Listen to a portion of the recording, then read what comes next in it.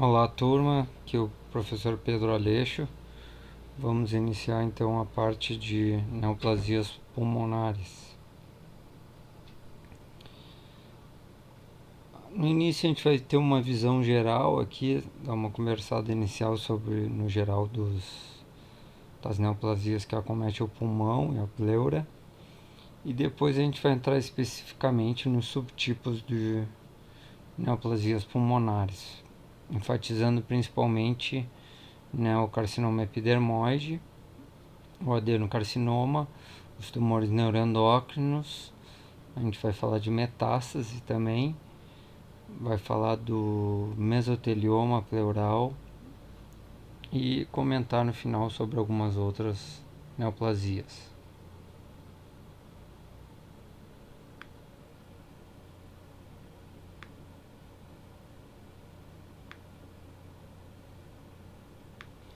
E qual seria o principal tumor que acomete o pulmão?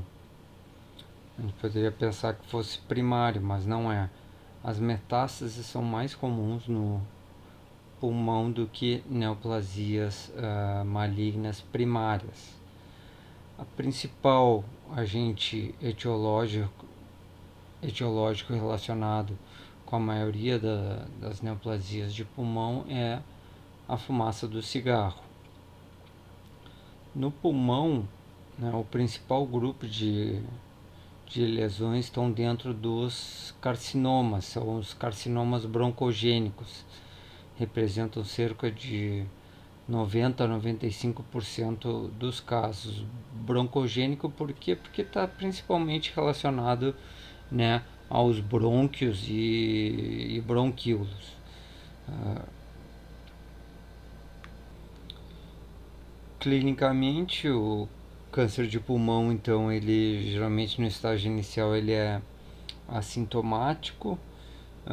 Eventualmente, quando ele está associado ao bronco, pode ter algum grau de hemoptise, mas na sua fase de disseminação é onde ele já apresenta mais sintomas clínicos. Então, por exemplo, o paciente pode ter rouquidão quando tem um acometimento do nervo laríngico recorrente, pode ter paralisia de diafragma, pode surgir com uma síndrome de Pancoast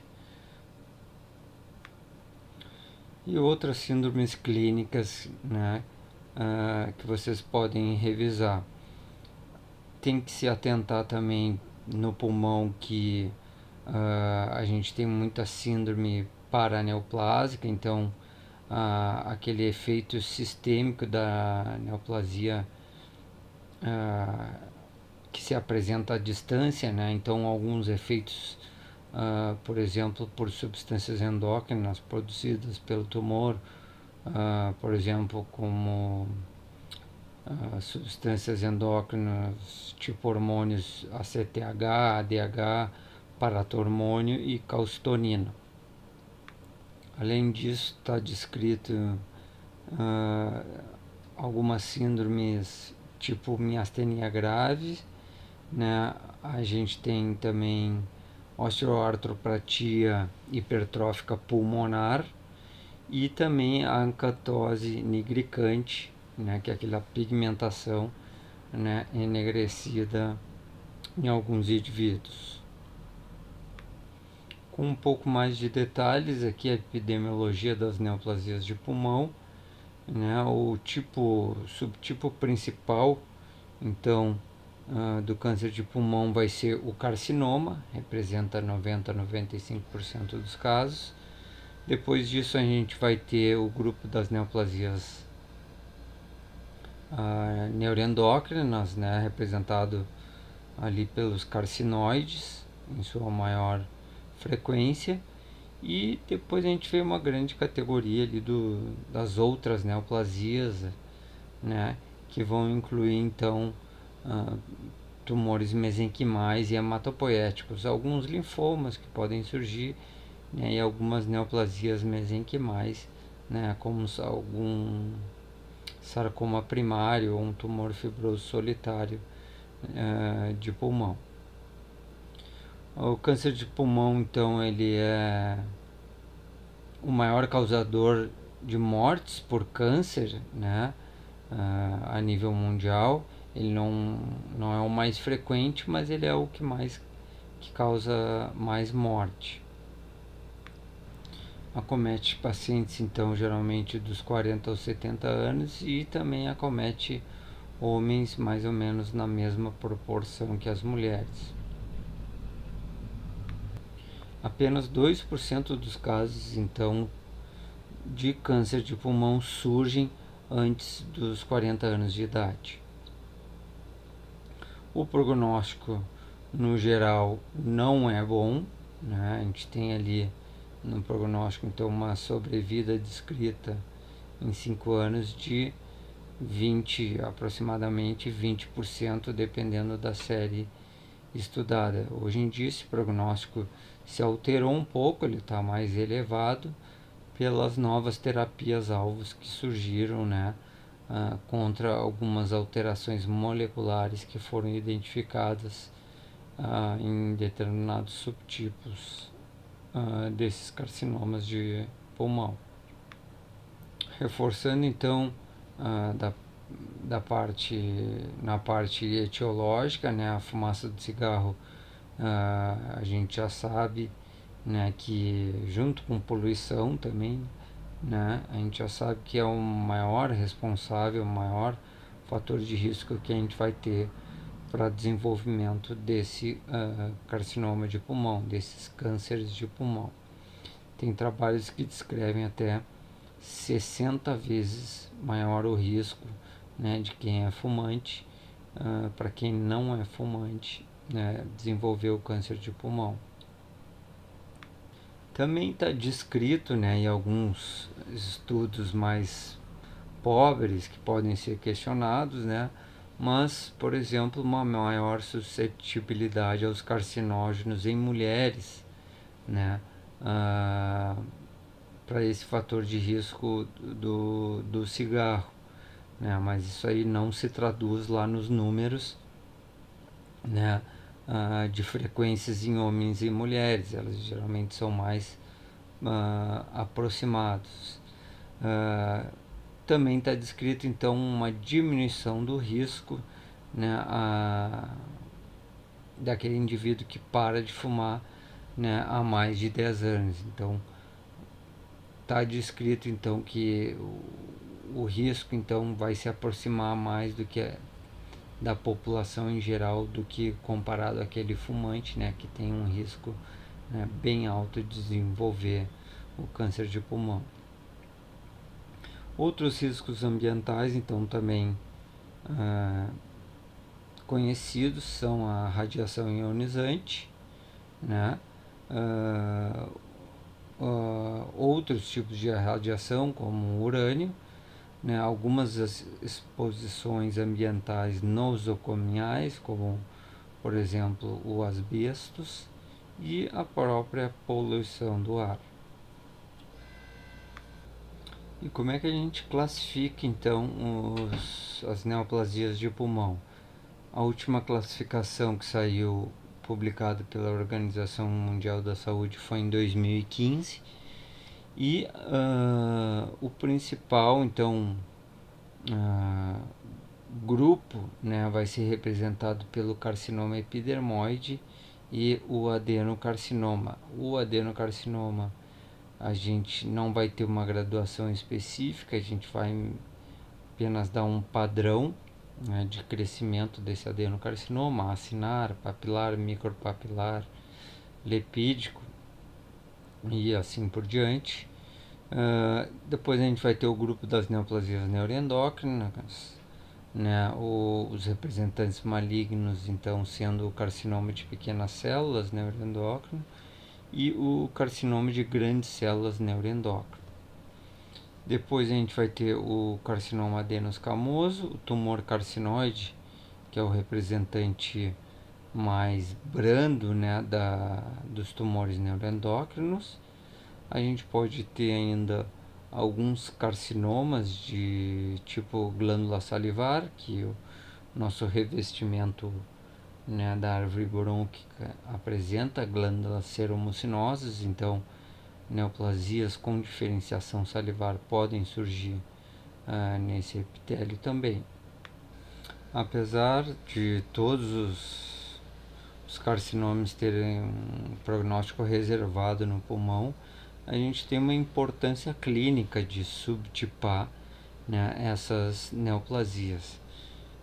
A gente tem dois grandes grupos assim que a gente divide inicialmente morfologicamente e para a gente entender um pouco melhor. Então seriam os carcinomas não de pequenas células, né, que aí entraria o epidermoide, o adenocarcinoma, né, um carcinoma de grandes células não neuroendócrino, vamos dizer, do pulmão, né.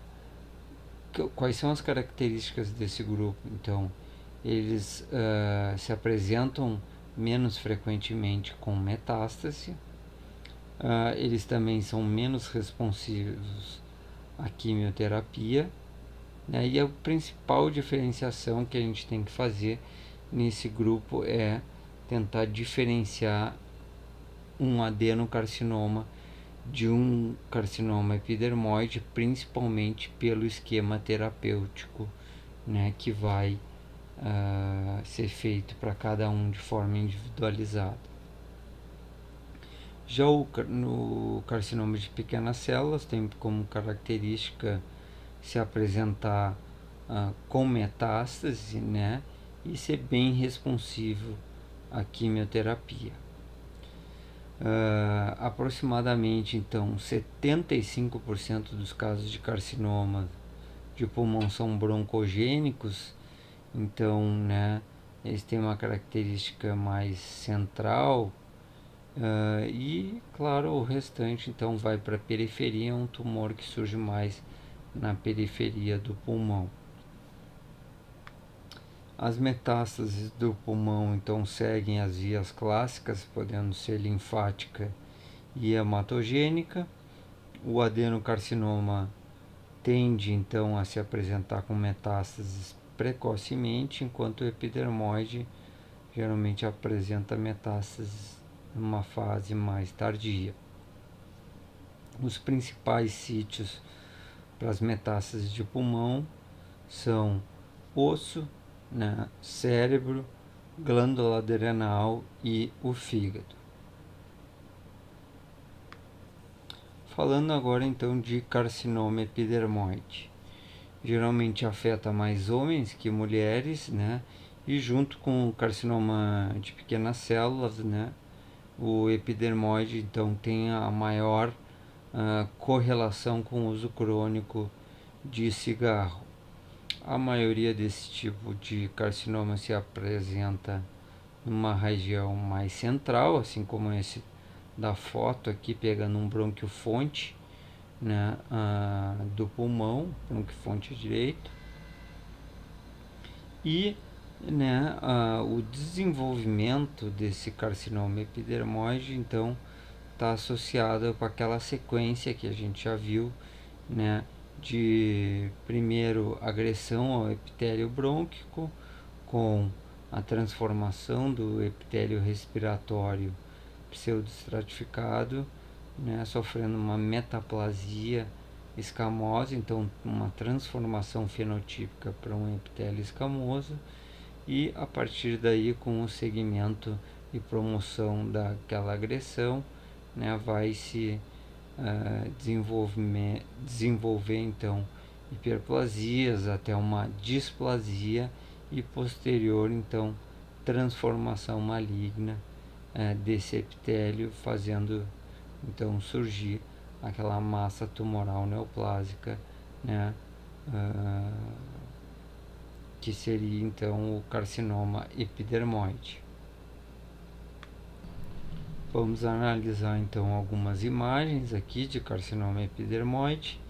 Na imagem superior a gente pode ver células com padrão pavimentoso, né, ou epitelioides, que a gente chama, fazendo alguns padrões que são remanescentes, então lembram aquele epitélio escamoso que está presente na epiderme da nossa pele.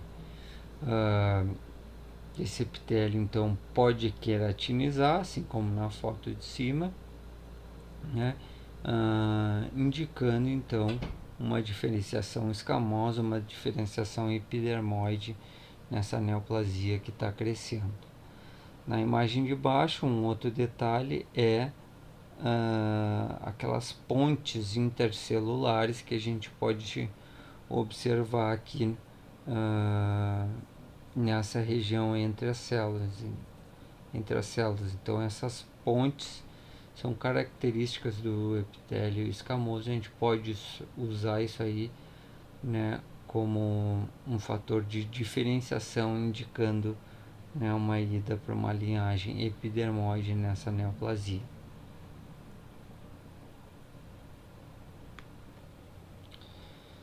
No carcinoma epidermoide, assim como outras neoplasias, a gente tem um espectro de diferenciação, né? Às vezes a gente tem dificuldade apenas com a morfologia de dizer que aquilo ali é um carcinoma epidermoide. Então a gente faz uso de técnicas especiais, hoje em dia principalmente a imunohistoquímica, para fazer essa diferenciação. A imunohistoquímica, então, ela dá características imunofenotípicas da neoplasia. Então eu vou dizer, né, identificar algumas proteínas expressas nessa neoplasia que vão indicar uma diferenciação para essa linhagem epidermoide ou escamosa. Então aqui, né, a gente tem uma imagem de um carcinoma epidermoide pouco diferenciado, onde eu vou ir para a imunohistoquímica, então marcar com uma citoqueratina, por exemplo, de alto peso, né, com um P63 e um P40, né, além de negatividade para alguns outros marcadores, né, que vão então confirmar que isso aí é um carcinoma epidermoide. O outro subtipo, então, importante hoje em dia, né, em algumas séries, ele é até o subtipo mais comum, né? Ele ultrapassou o epidermoide hoje em dia. Antigamente era o epidermoide, hoje a gente tem uma frequência um pouco maior de adenocarcinomas, né? Principalmente também numa frequência um pouco mais elevada em mulheres, né? É o adenocarcinoma, tá? Ele pode se apresentar em fumantes ou não fumantes, e a maioria dos adenocarcinomas, então, surgem numa zona mais periférica, né, quando a gente compara com o carcinoma epidermoide. Mas isso aí não é condição necessária, né? Tanto o adeno quanto o epidermoide podem então surgir na periferia quanto na região mais central. O adenocarcinoma geralmente, né, se apresenta né, num tamanho menor que o carcinoma epidermoide, isso porque o adeno geralmente dá metástase precoce, então ele vai dar algum tipo de sintoma, né, mais cedo, e se acha então um tumor num tamanho menor. Eventualmente, né, também dá para se identificar então uma cicatriz central, né, nos adenocarcinomas. E aqui a gente tem a morfologia do adenocarcinoma, né, o prefixo adeno, a gente já sabe que significa formar glândulas, né? Então do lado esquerdo a gente já vê uma proliferação acinar, formando um padrão glandular, né, com uma luz central, então bem um padrão de adenocarcinoma.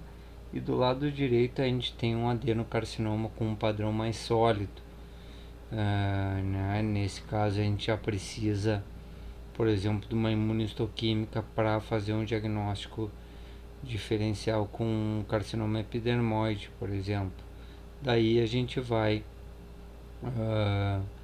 fazer uso, né, da técnica especial do recurso de imunistoquímica e vamos classificar. Os adenocarcinomas geralmente marcam TTF1, napsina, né, marcadores que dão um imunofenótipo, né, de adenocarcinoma, diferente dos epidermoides que não marcam esses marcadores e marcam, né, o P63, P40, citoqueratinas de alto peso. O adenocarcinoma de padrão lipídico, né, era chamado antigamente de carcinoma bronquioalveolar. Hoje em dia ele mudou o nome para esse tipo de padrão de descrição.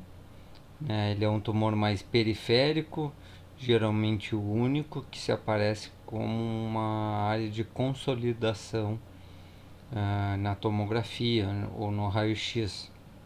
Microscopicamente, ele não tem uma invasão estromal franca, né?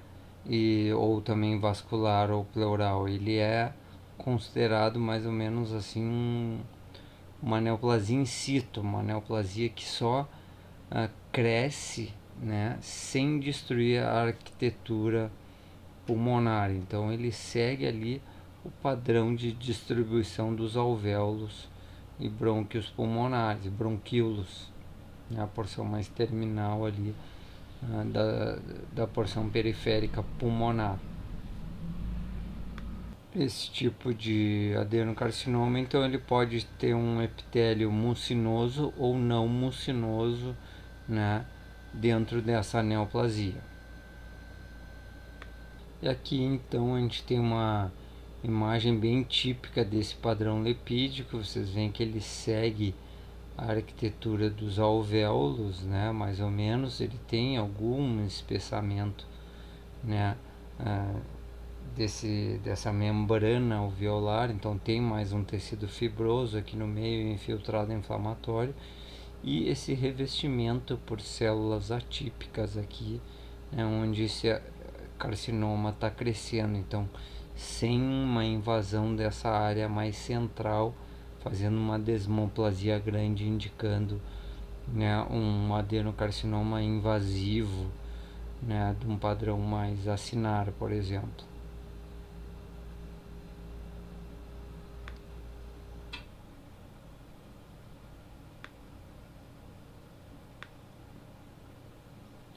Aqui seguindo no padrão lipídico, esse aqui é o padrão mucinoso, né? A gente vê essas células altas colunares contendo mucina, e seguindo o padrão do alvéolo, né, sem um estroma espesso importante, com uma invasão, né, por essas células neoplásicas.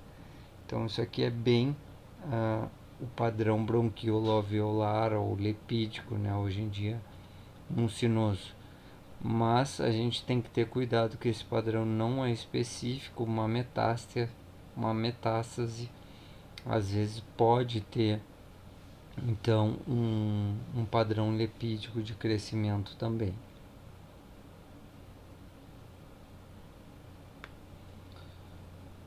Entrando agora nos carcinomas neuroendócrinos, falando do carcinoma de pequenas células. Ele é o subtipo mais agressivo de carcinoma de pulmão, de câncer de pulmão. Ele geralmente dá metástases, né, precoces. Ele tem um predomínio de acometimento em brônquios principais, porém, eventualmente ocorre na periferia também, e ele tem uma forte associação com cigarro. E como o nome já diz, a gente vê aqui o padrão morfológico do carcinoma de pequenas células. Ele é constituído por células redondas, pequenas, né? Eventualmente elas estão tracionadas e podem ficar mais fusiformes, mas essas células ficam se amoldando, né? Elas têm pouco citoplasma, tem mais núcleo, né? Essa relação núcleo-citoplasma, ela é bem alta, então tem bastante núcleo, e para a gente dizer que é uma neoplasia neuroendócrina, a gente vai atrás do imunofenótipo neuroendócrino. Então a gente faz cromogranina, sinaptofisina, que são marcadores neuroendócrinos, né, que vão então confirmar que isso aqui é um carcinoma neuroendócrino de pequenas células. Um dos diagnósticos diferenciais principais aqui nessa morfologia, então, é um linfoma, né, que a gente tem que afastar quando a gente faz a imunohistoquímica.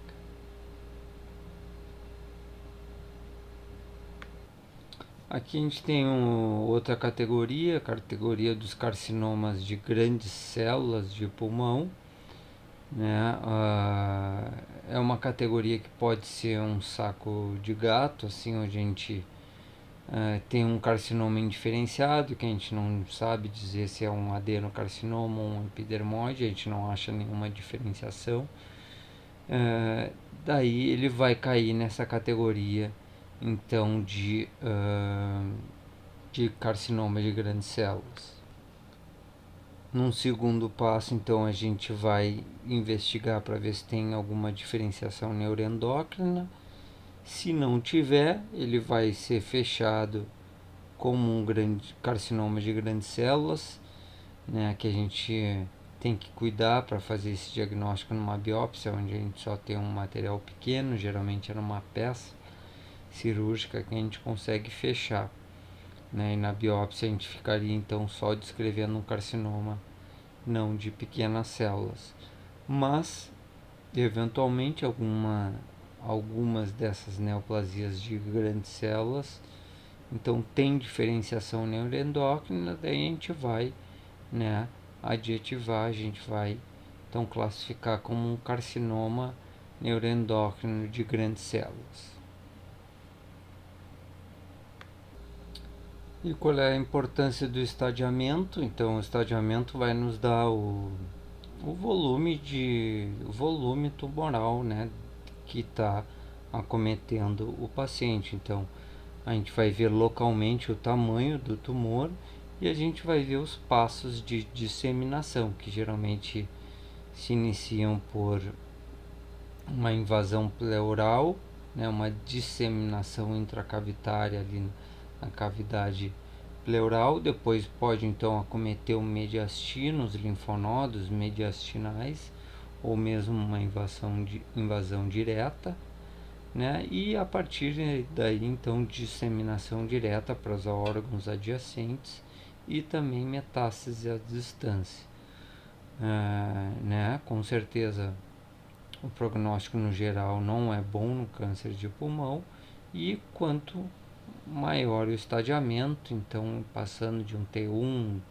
para T2, T3, né, pior vai ser o estágio do paciente, então, né, e pior vai ser o prognóstico dele, então, com estágio mais elevado, e consequentemente, né, a terapia vai ter que ser mais forte nesse paciente quando comparado a uma lesão de menor grau e estadiamento.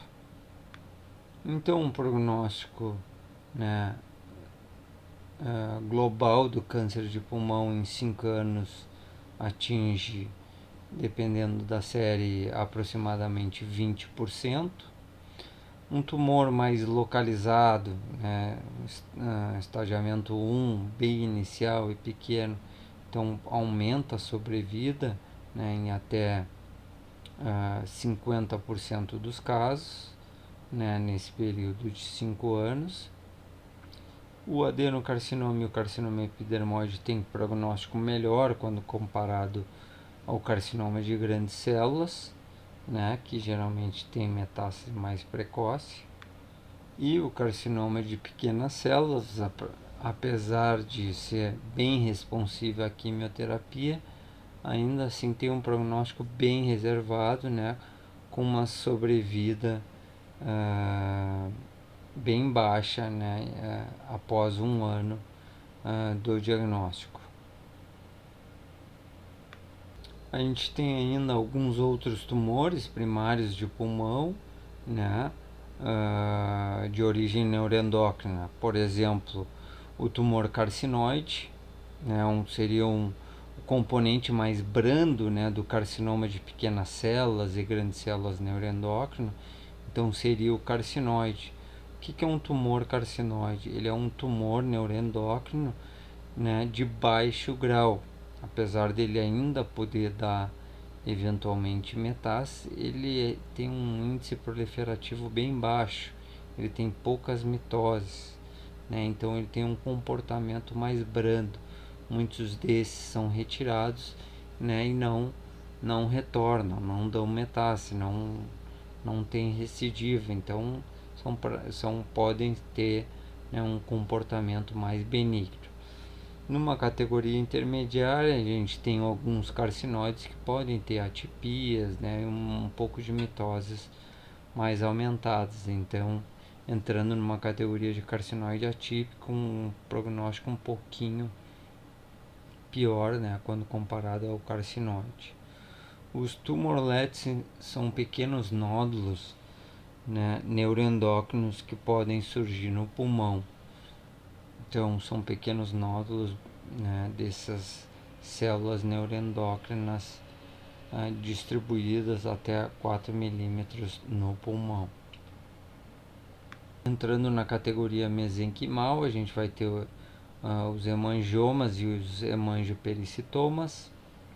A gente pode ter o tumor miofibroblástico inflamatório, o leiomioma e o leiomiosarcoma.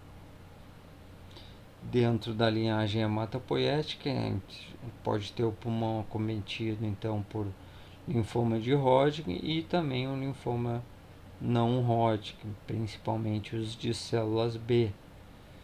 E, além disso, uma histiocytose, a histiocytose de células de Langerhans também, né, pode acometer o pulmão. Dá para destacar ainda um tumor benigno, né, que às vezes surge ali no brônquio, né, é o amartoma pulmonar. Então, ele é um amartoma, então ele é constituído pelos tecidos normais ali do parênquima pulmonar que crescem na forma de um nódulo, né, geralmente tem epitélio respiratório, tem cartilagem, músculo liso dentro desse amartoma, né, que pode surgir ali na porção central do pulmão. Agora entrando nas neoplasias secundárias, então nas metástases, né, que são bem comuns no pulmão, geralmente se aparecem de formas múltiplas. Então quando a gente tem uma imagem com múltiplos nódulos no pulmão, já vem aquela, né, hipótese de metástase pulmonar. Mas também, eventualmente, uma metástase pode se apresentar de forma solitária também. Na microscopia, a gente tem que atentar, por exemplo, num nódulo solitário que pode ter um crescimento lipídico, que isso aí pode ser um grande problema para a gente diferenciar entre metástase e uma neoplasia primária pulmonar, principalmente se a gente não tem, né, nenhuma investigação prévia, nenhuma informação da possibilidade de metástase. As metástases têm uma tendência a ter um crescimento peribronquiolar e perivascular, então seguem essas árvores dentro do pulmão e também podem se apresentar como num formato de disseminação intralinfática difusa, onde a gente tem nos septos pulmonares, né, toda a trama linfática invadida pela neoplasia.